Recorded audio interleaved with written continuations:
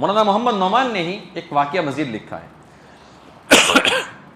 ایک مرتبہ ایک عورت تھی, تو وہ عورت کھانا کھا رہی تھی, لقمہ اس نے لیا اور وہ لینے ہی والی تھی کہ اچانک ایک فقیر, ایک مسکین اس کے دروازے کے اوپر آ گیا. اس نے کہا کہ اللہ کے نام پہ دے دو. اس کے پاس کچھ بھی نہیں تھا, وہ لقمہ سمیت روٹی وغیرہ جو بھی تھا نا, اس نے اس فقیر کو دے دیا. اچھا, اس عورت کا ایک بچہ تھا جو کافی عرصہ سے گم ہو گیا تھا. وہ عورت بیچاری دعائیں کر رہی تھی کہ اللہ میرے بیٹے کو میرے پاس لا دے, میرے بچے سے مجھے ملا دے. اور اس طرح ایک واقعہ ہو گیا. کچھ دن گزرے ہوں گے کہ اچانک صحیح سلامت اس کا بیٹا اس کے پاس آ گیا. بیٹے نے پھر اپنی پوری کارگزاری سنائی کہ میرے ساتھ کیا معاملہ ہوا تھا. تو اس بیٹے نے کہا کہ ایک مرتبہ میں کسی جنگل میں جا رہا تھا, اور گھنا جنگل تھا, بالکل بہت خطرناک جنگل تھا.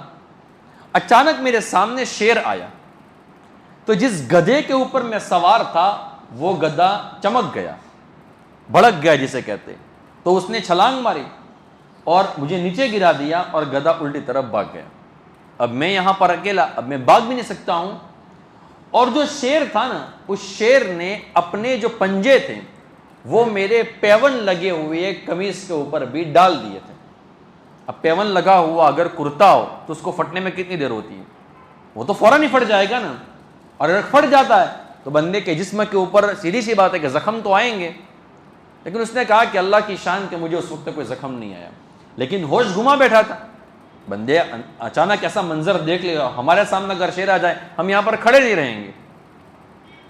تو اس بندے نے کہا کہ شیر نے پھر مجھے پکڑا, اور پکڑ کر مجھے جالیوں میں لے جا رہا تھا. بس ایک لقمے کی دیر تھی, میرا گلا پکڑنے کی تیاری تھی کہ میں ایک عجیب منظر دیکھتا ہوں.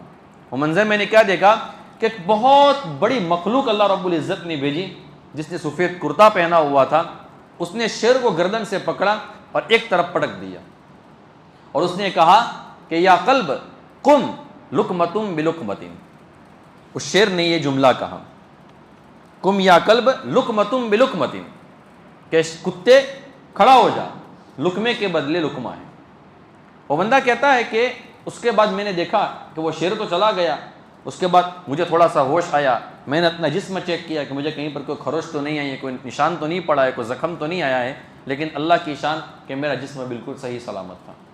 اس کے بعد میں وہاں سے نکلا, اپنے قافلے والوں سے ملا, اور قافلے والوں کو پوری بات بتائی.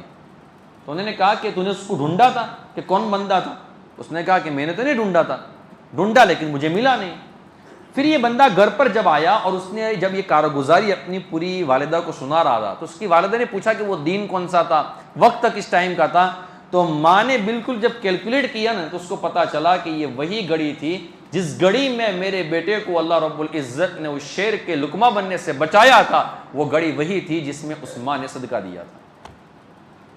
سمجھ میں آ رہی بات؟ جس گھڑی میں ماں نے اس فقیر کو صدقہ دیا تھا, اسی گھڑی میں اللہ رب العزت نے اس کو بچا دیا تھا. تو صدقہ دینے کی وجہ سے اللہ رب العزت اس طریقے سے بندے کی حفاظت فرماتے ہیں.